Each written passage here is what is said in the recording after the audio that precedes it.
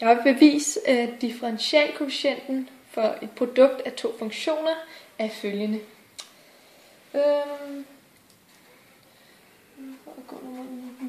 Grænseværdien for h og kr 0, til y og h er lige med f gange g, mærke af x0 er lige med f af x, f mærke af x0 gange g af x plus f af x0 gange g mærke af x0. Okay, og til det bruger jeg tretrinsreglen, hvor det første er at finde y-tilvæksten, delta y. Den skriver jeg nu op. Den er lige med f af x0 plus h, som er min tilvækst, gange g af x0 plus h minus f af x0 gange g af x0. Og det er så mit delta y. Og det var det første trin. Nu til det andet trin i tretrinsreglen, hvor jeg finder delta y over h, som er lige med, og det er også differenskoefficienten, og det er lige med den y-tilvækst, vi lige har fundet, over h. Minus f af x0 gange g af x0 over h. Og nu kan jeg ikke som sådan komme videre til tredje trin, hvor jeg finder differentialkoefficienten, uden et lille trick, hvor jeg indsætter 0 mellem de to led.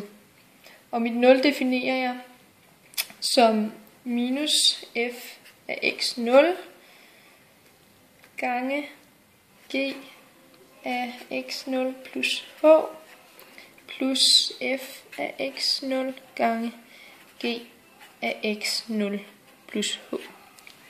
Og det sætter jeg nu mellem de her to led lige her. Godt.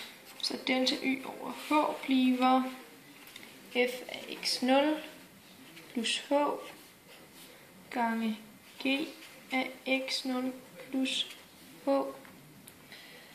Og nu sætter jeg mit 0 ind. Minus f af x0 gange g af x0 plus h plus f af x0 gange g af x0 plus h. Og nu til det sidste led, hvis det kan stå der. Minus mit sidste led, f af x0, og det skriver lidt skævt, fordi at, ja, g af x0. Det kan man godt se. Nej, og det er alt sammen over h. Over h. Og nu vil jeg så sætte det lidt sammen og samle de ens faktorer. Og så det her er det samme som f af x0 plus h minus f af x0. Og så har vi et midterste led gange g af x0 plus h plus f af x0 gange i sidste led g af x0 plus h minus g af x0. Og det er også over h. Og nu gør jeg det mere afskueligt og deler brøken op, således f af x0 plus h over h. Og jeg mangler lige det andet led her. Minus f af x0 gange med det midterste led g af x0 plus h plus f dit h af x0 gange sidste led g af x0 plus h minus g af x0. Godt. Over h hernede også. Over h. Tak. Og nu er jeg nået til tredje trin i min tretrinsregel, hvor jeg finder differentialkoefficienten. Og jeg starter med at finde det for de enkelte led. Vi har her 4 led. Godt, så den første, det er grænseværdien for h gående mod 0. Den er f mærke af x0. Det er den første her. Den næste er, grænseværdien, når h er gående mod 0, er g af x0. Den tredje, og når grænseværdien er gående mod h, 0, ja, h er gående mod 0, undskyld, f af x0.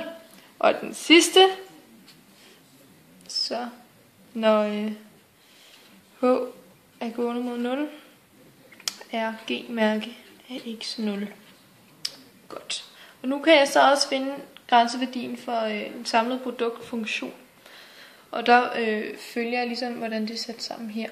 Så jeg starter med at sige, ja, så kan vi jo godt tage hele smøren. Grænseværdien, når h er gående mod 0, det er y, h, er vi med. F mærke af x0 gange, ligesom her, g af x0, og så er det plus, ligesom det. F af x0 gange g mærke af x0. Og nu er differentialkoefficienten for en funktion af to produkter bevist.